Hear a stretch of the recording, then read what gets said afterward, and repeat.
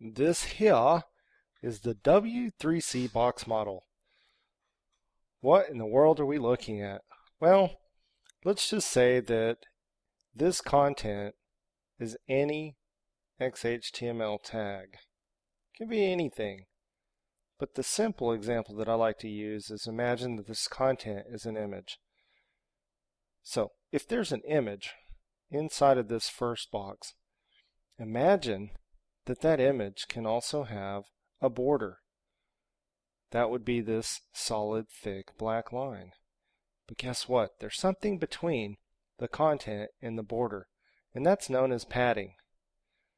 So here is the padding. It's all this space right here between the content and that thick black border.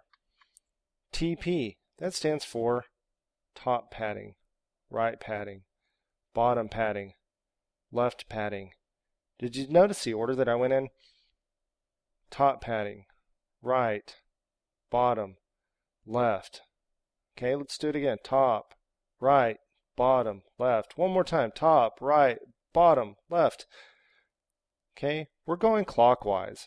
That's the order that these things get applied in.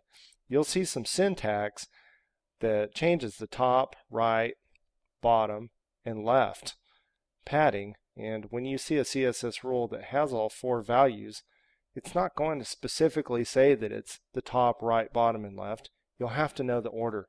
It always starts at the top and it goes clockwise. So it's just a little rule that you have to learn.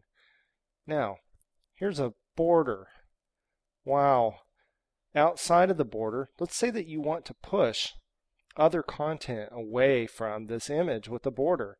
I mean, you don't want text to run right up onto your border in a web page, do you? So you have to have some way to push stuff away.